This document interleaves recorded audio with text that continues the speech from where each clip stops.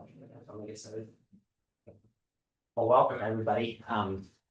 Judging by the turnout, this topic is a little more interesting than I thought it would be. So glad everybody is here.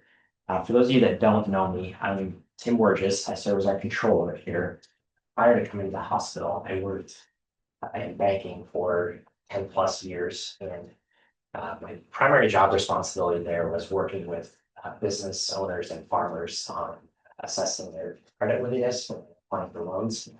And so the primary tool that we used to assess that was a personal financial statement, changes that occurred to that year over year. So quite a bit of experience putting these together with individuals, and that's what I'm going to talk about today. Just a couple notes before I get started.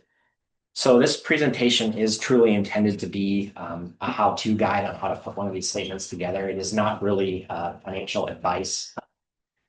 And also, the presentation was really put together to be geared towards individuals that are W-2 wage earners and not business owners or operators. And so if you have business ownership or farm ownership in your household, some of the things in this may not totally apply to you. So to start with, I want to explain what a personal financial statement is. And so a business, and such as the hospital, has a balance sheet, which is a financial document that lists everything the business owns. So its assets, and then owes, which are any debts that it has. And then the balance of that is the net worth of that business entity. Similarly, a personal financial statement is the equivalent of your household's balance sheet. And so it's broken down into three components: your assets, your liabilities or your debts, and then the net of that being your net worth. And so net worth is an equation that is assets minus liabilities is equal to your net worth. And on the document that you may have in front of you, that's kind of how that document is structured to flow from the assets, the liability side, and the net worth is down at the very bottom. So I also want to talk about the importance of a personal financial statement. So if you want to establish a financial goal, it's very important to know where you're starting from. And so putting together this personal financial statement, if you haven't done this before, will really give you an idea of where you are at financially, specifically what your net worth is. And then what's even more impacting, in my opinion, is to compare the changes that occur to your personal financial statement over time. So if you would put one of these together, either annually or semi-annually, the changes that you witness in that is really powerful to see as well. I also have a note here. Personal financial statement can really be a valuable resource for your family or your estate executor if something unforeseen happens to you. So they'll be able to pick up that document and see everything that you own and owe. And it's really a nice guide for them to be able to utilize. So what I want to do now is actually walk through a sample personal financial statement and just talk about the various aspects of it and kind of give some guidance on how to put it together. So this is just a sample individual. Oops. And we'll go down through here and kind of just work through each one of these line items. So first, you'll note that financial statement is broken out with current assets, long-term assets, current liabilities, and long-term liabilities. And so a current asset, simple definition is that it's easy to convert to cash. And then some examples of this are like your checking account, savings account, any stocks and bonds that you may own outside of your retirement account. It does not include IPRs, retirement accounts, or cash value life insurance, because you would not want to liquidate those things to fund living unless you are in fact retired. And so this sample individual here has checking account, savings account, and then a brokerage account with some stocks and bonds in it. So their total current assets are $25,000. The next section of the financial statement would be your long-term assets. So these are things like vehicles, retirement accounts, any collections you may have, and then your home would also fall into that category. And so for our sample individual here, I just put on here that their spouse have a vehicle, camper, ATV, an IBRS account. They're contributing to 457 plan. And then there's some other long-term assets there, such as their house and a piece of property that they own. So then at the bottom, you will total up your total current assets plus your long-term assets will give you your total assets. Okay, so then we'll flip over to the right side of the balance sheet, which is the liabilities section. And at the top is current liabilities. And really for a household, the primary example of this would just be credit cards. And so any credit cards that you may have would need to be listed up here in that top half of that balance sheet.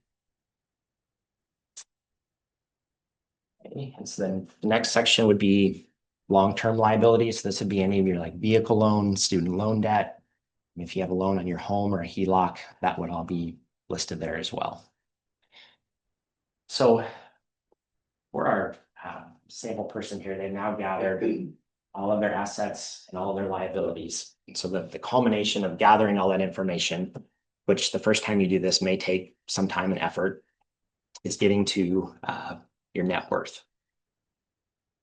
And so this individual has net worth of 325,000.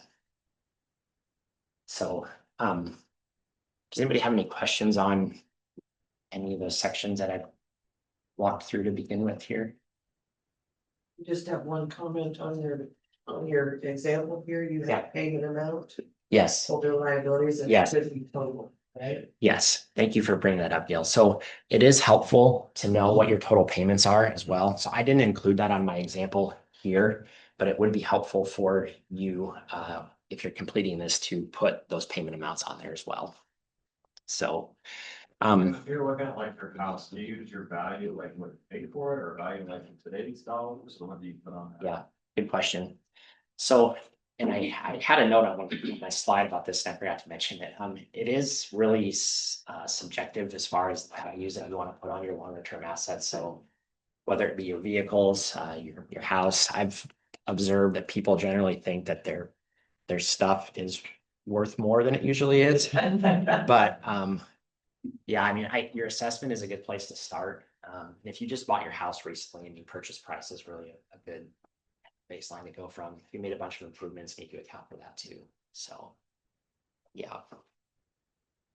Anything else? Okay. So when I note that this person has a net worth of 325,000, I want to kind of talk about what that means, or when you put together your balance sheet, how that would compare to kind of the rest of the country. So this is all data that's available from the Federal Reserve. And what's listed here is the average American net worth by age. And as I'll show later, age has a very significant bearing on net worth. But you can see here, like the average net worth under 35 is 183,000. As you get up here in these higher ages, it's substantially higher. Now, these numbers can be a little misleading. And what I mean by that is the average or the mean net worth. If you look at median household net worth, those numbers are much smaller. And the definition of median basically is if you had 11 numbers in a line, the number 6 would be the median. Now the average is taking the sum of those and dividing by the total number of data sets. So what this means is that there is a number of people that hold a disproportionate share of wealth. And I don't mean for that to be like a political statement, but it is factual in these numbers here. So I would kind of lean towards comparing yourself to this median as opposed to the mean or the average net worth numbers. And then some factors that have an impact on your net worth. So debt, of course, if you have a substantial amount of debt relative to your income, it's going to be very difficult to actually set money aside and save and invest. And I want to illustrate some examples here too, as far as the impact that time, savings and investing rate, and then also rate of return has on your net worth. I also have a note here that, so the direction that you're heading, meaning your habits and some of these items will have a much bigger impact on your final destination than where you currently are. So you put your statement together and it's kind of dissatisfying to you, there is opportunity to change that. Kirsten, was that inspiring? Yeah. Very inspiring. Okay. Okay. So what I have up here is utilize the future value calculator, which analyzes if you would invest X dollars over X period of time at X rate of return through either the stock market or a bond or whatever you've invested over the course of your career. The top numbers are what would be generated. So here I have somebody that contributed for 35 years, $500 a month, and a 10% annual rate of return. That comes out to $1.6 million over the course of their working career. Now, if that same person had waited 20 years to start investing, it has a substantial impact on the actual amount of money. So all other assumptions the same, there's a $1.4 million difference there. Next, so a contribution comparison. So if you put in $750 a month, which I chose that number because as of fourth quarter 2024, the average new car payment in America was $742. So if that dollar amount was invested for 35 years, 10% rate of return, that is what it would ultimately end up being at the end of a working career. So kind of interesting to see. Now, if that same person had only invested, say, $200 over the course of their career, it's a substantially lesser amount of money. So, and then lastly, rate of return also has a substantial impact. So the US stock market has averaged about a 10% rate of return since inception. So that's why I chose that number. Bond market is generally in the 5% range, but this all fluctuates annually. I mean, you can have years where the market may lose 20%, but this is what the average has been.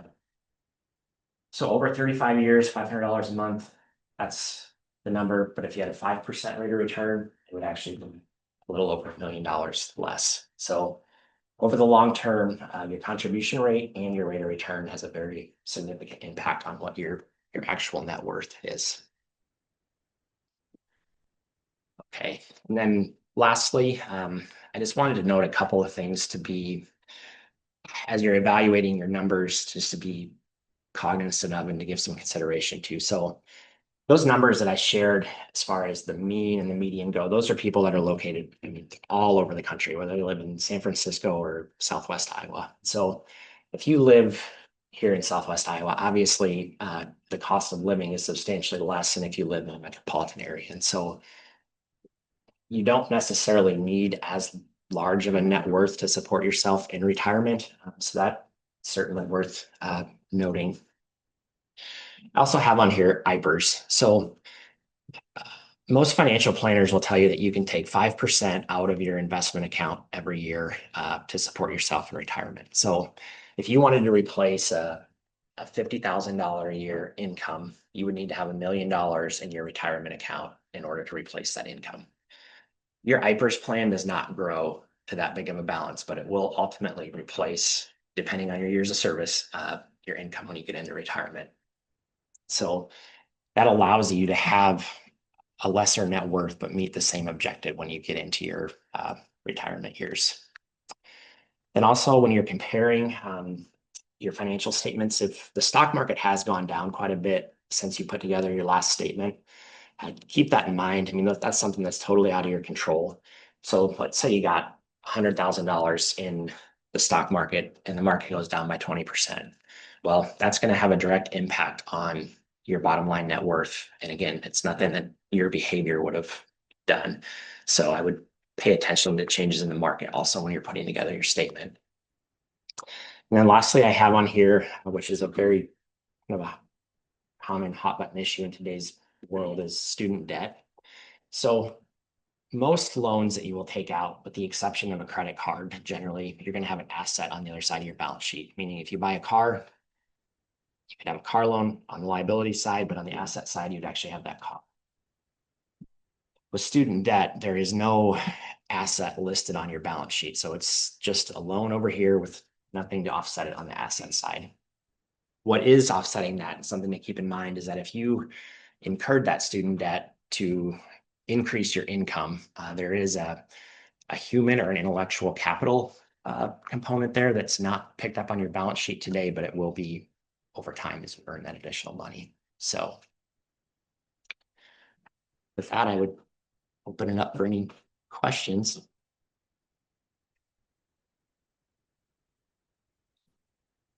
Nope. We've had seen this 30 years. Starting early is a huge advantage, but You ever see anyone with a negative balance at the bank? yes, That's very often. it was rare, but yeah, I did see that, yes. And it gets back to, I mean, there's things, student debt, credit cards, I mean, those two things, there's really not anything over on the other side of your balance sheet to offset it, so. Yeah. That person did not qualify for a loan, by the way. So,